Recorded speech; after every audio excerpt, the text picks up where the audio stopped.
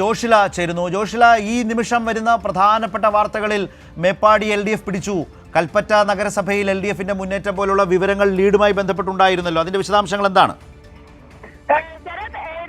ആഘോഷം തുടങ്ങിയിരിക്കുകയാണ്. കൽപ്പറ്റ വയനാടിന്റെ ആസ്ഥാനമായ കൽപ്പറ്റ ഇടതുമുന്നണി പിടിച്ചെടുത്തിരിക്കുന്നു എന്നുള്ളതാണ് ഏറ്റവും പുതിയ വിവരം. 17 സീറ്റാണ് LDF ഉള്ളത്. UDF 11 സീറ്റും NDA 2 സീറ്റും പങ്കിട്ടിരിക്കുന്നു. എന്തായാലും കൽപ്പറ്റ നഗരസഭ 10 വർഷങ്ങൾക്ക് ശേഷമാണ് LDF പിടിച്ചെടുക്കുന്നത് എന്നുള്ളതാണ്. UDFന്റെ കുത്തക സീറ്റായിരുന്നു കൽപ്പറ്റ നഗരസഭ. UDFിന് ഏറ്റവും വലിയ തിരിച്ചടി കൂടിയാണ്.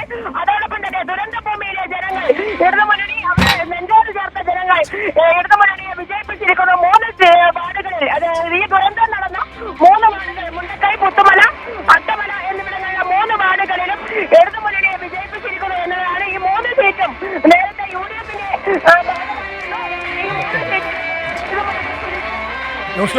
ഈ ബഹളത്തിനിടയിൽ നമുക്കത് വ്യക്തമാകുന്നില്ല. ഏതായാലും കൽപ്പറ്റ നഗരസഭ പിടിച്ചെടുത്തു. അത് വളരെ വയനാട്ടിലെ ഇടതുമുന്നണി പ്രവർത്തകരെ സംബന്ധിച്ച് ആവേശകരമായ ഒരു അനുഭവം തന്നെയാണ്. കാരണം UDFന്റെ ഭരണം നിലനിന്ന കൽപ്പറ്റ നഗരസഭ പിടിച്ചെടുത്തു.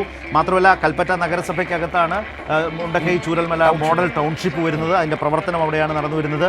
മേപ്പാടി, അതുമായി ബന്ധപ്പെട്ട് നിൽക്കുന്ന മേപ്പാടി LDFിലേക്ക് വരുന്നു എന്നൊക്കെ പറയുന്നത് ആ നാടുമായി ബന്ധപ്പെട്ട പ്രശ്നങ്ങൾ, വലിയ പ്രതിസന്ധികളെ നേരിട്ടൊരു നാടിനെ അതിനെ ആ നിലയിൽ അതിനോടൊപ്പം നിന്നതിന് കിട്ടുന്ന ഒരു രാഷ്ട്രീയമായ നേട്ടമായി, അല്ലെങ്കിൽ ആ വിജയമായി ഇടതുമുന്നണി അതിനെ കാണുന്നു എന്നുള്ളത് കൂടിയാണ്. ആവേശകരമായ അവരുടെ ഇടതുമുന്നണി പ്രവർത്തകരുടെ വിജയാഹ്ലാദമാണ് കൽപ്പറ്റയിൽ നിന്ന് കണ്ടത്. ജോഷിലെയാണ് വിശദാംശങ്ങൾ മുമ്പ് പറഞ്ഞത്.